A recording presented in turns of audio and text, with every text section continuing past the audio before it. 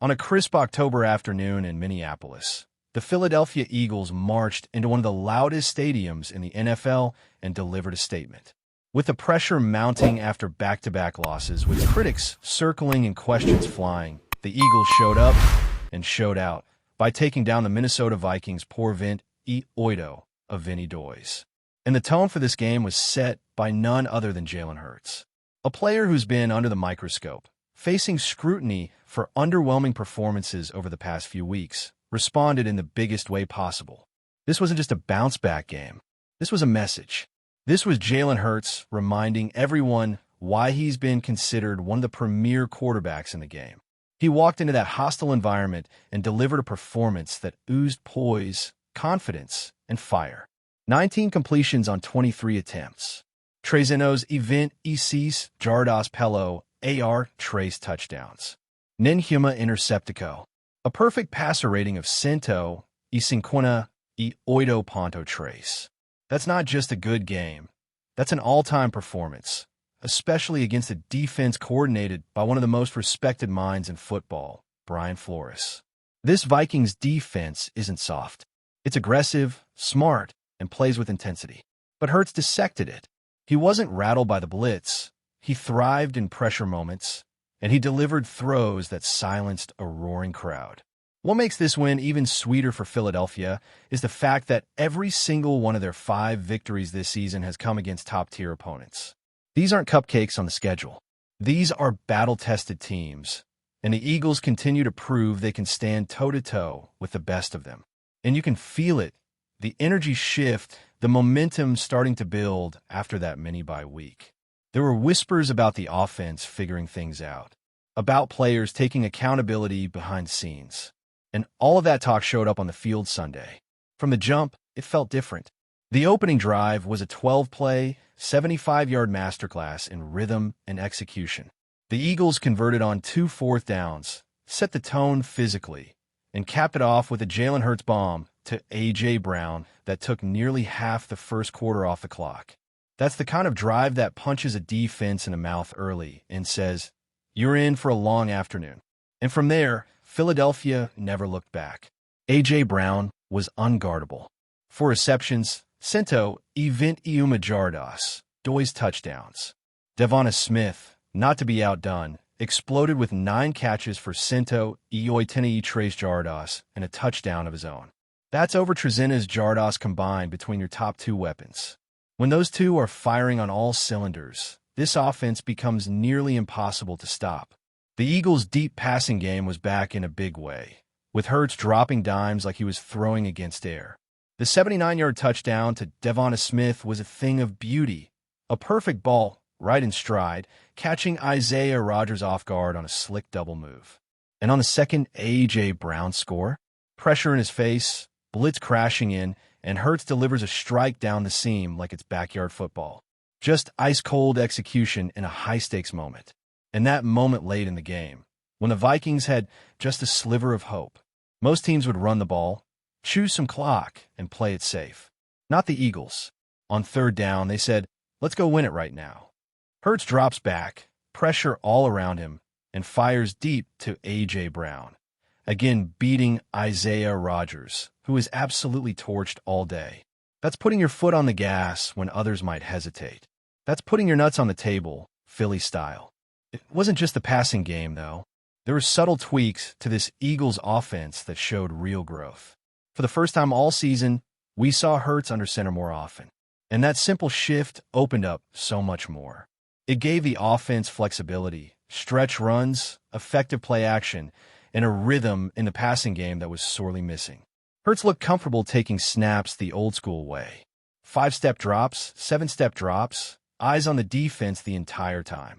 That's a huge change for a quarterback, known for working primarily out of the shotgun.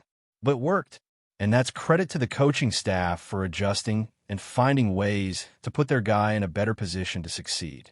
And look, Saquon Barkley didn't stuff the stat sheet, but his presence alone gave this offense more balance. He had a few nice runs, picked up some key yardage, and kept the defense honest. The offensive line still has work to do.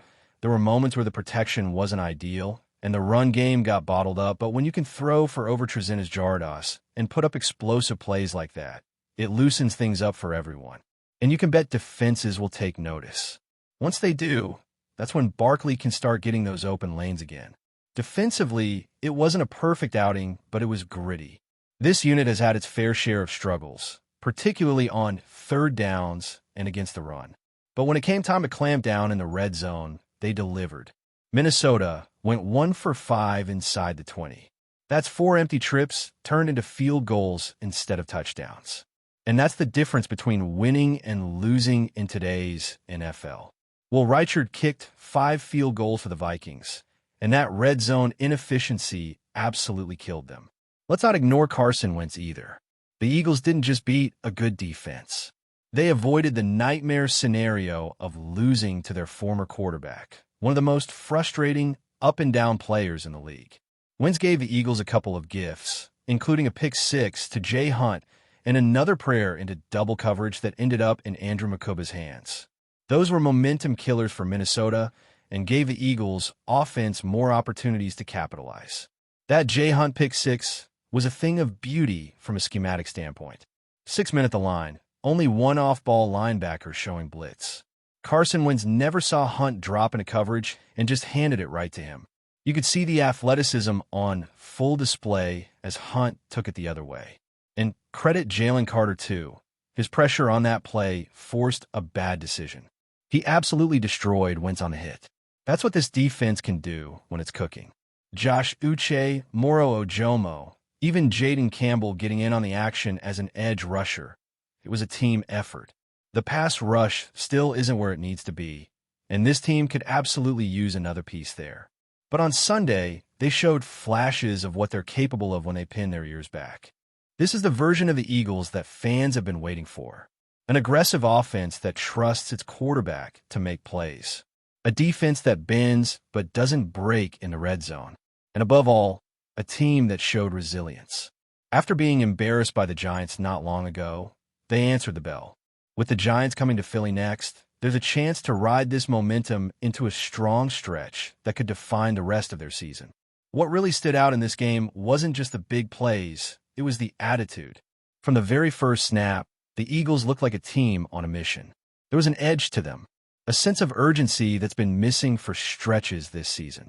And when you look at the way they attacked this game, from the aggressive play calling to the willingness to trust Jalen Hurts in high-pressure situations, it felt like the staff finally took the handcuffs off.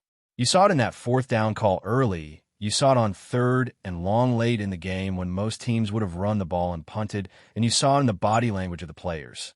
They were tired of hearing the noise, tired of the doubt, and they went out and proved a point. This was a put the league on notice type of performance. Jalen Hurts, especially, was walking with a different energy.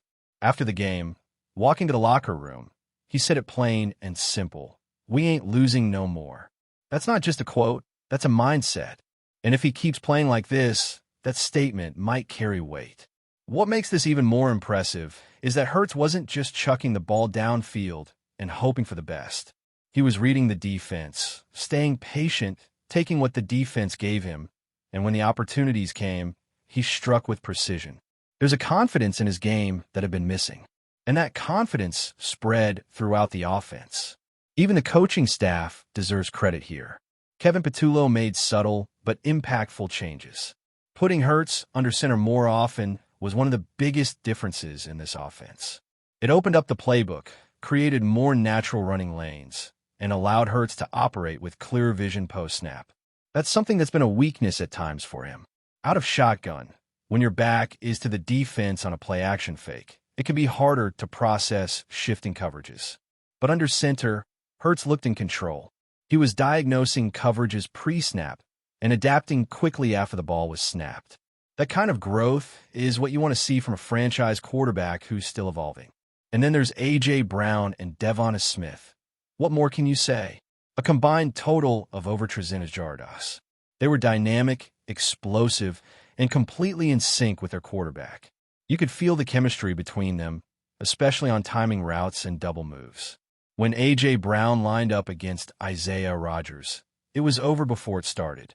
Rodgers had been solid this season, but on this day, he had no answers. 7 targets, 5 receptions allowed. Over 150 yardas given up, and a touchdown. It was target practice. On one play, A.J. Brown completely turned him around, hit him with a double move, and Hurts dropped it in perfectly. The kind of play that breaks a defender's confidence and gets the sideline fired up.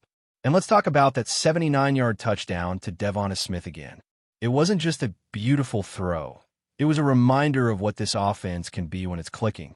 Smith beat his man clean on a subtle route adjustment, and Hurts hit him in stride with one of the best passes of his career. Those are the moments that define games and shift momentum. That throw wasn't just a highlight. It was a dagger. Minnesota had started to crawl back into it. And boom, just like that, a lightning strike from Hurts to Smith shut the door. But this one wasn't just about the offense lighting it up. It was about complementary football. The defense might have given up nearly 400 yardas, but the real story was what happened in the red zone. 1 for 5. That's where this game was won. If even one of those field goals turns into a touchdown, the entire outcome changes.